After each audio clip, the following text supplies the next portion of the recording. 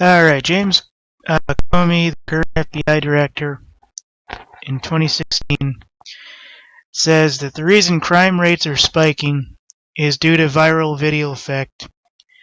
And that basically is the situation where police are afraid to be on video. They're afraid of basically having that video go viral and basically being held accountable by non-system persons, non-lawyers, you guys get the idea in that. Basically accountable for doing the really bad shit to catch people that are doing shit.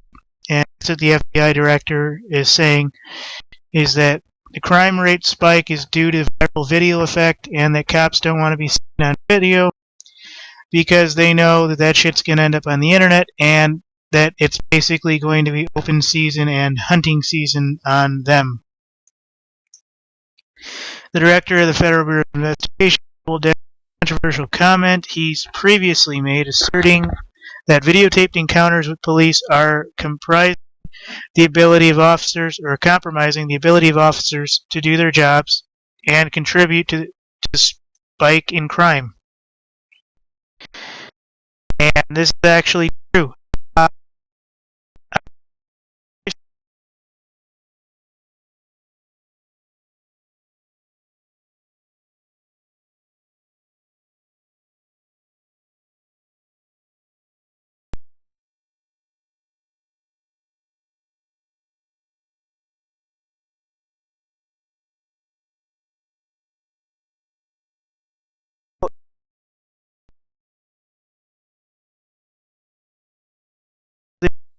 At 2 a.m. and saying to a group of guys, "Hey, what are you doing here?" James Comey reporters and Bureau's DC headquarters. So what he's talking about is sort of the viral video effect. He marked changes in the way police may be acting, in the way communities may be acting, how much information they share with police could well be at the heart of this, or could well be an important factor in this. And basically, he's calling it the Ferguson effect, in reference to Missouri City, where a white officer shot an unarmed black teen named Michael Brown, sparking a nationwide protest, as well as spurring the Black Lives Matter movement calls for police accountability. So basically what he doesn't want is police accountability.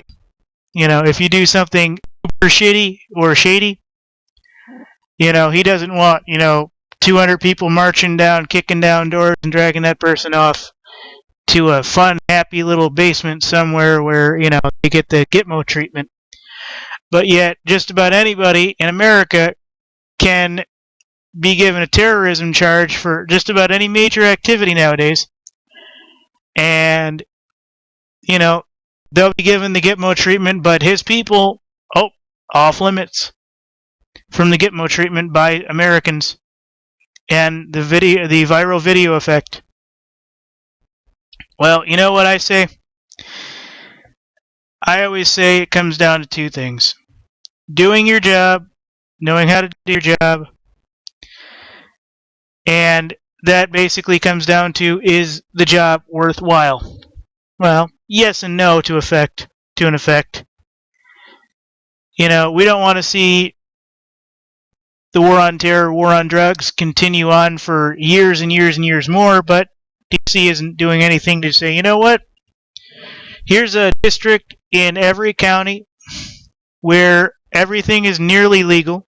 Go there, have fun, be done with it.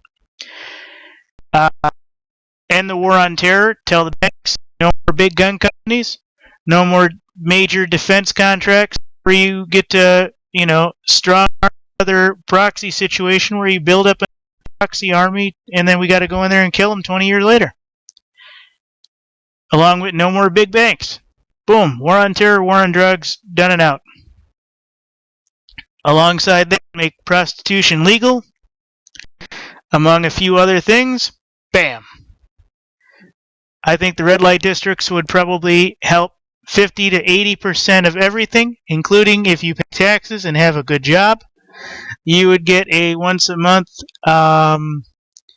visitor's pass, if you will, for a red light district. And that would be that. And that would cut crime rates down 80%. I don't know how those red light districts would operate in terms of policing. But if you go there and you do the drugs, you do the alcohol, you do the wild sex parties and stuff like that, great. You come home, you're good. Do anything real shady, well, police get involved in those areas. Well, then that's that. But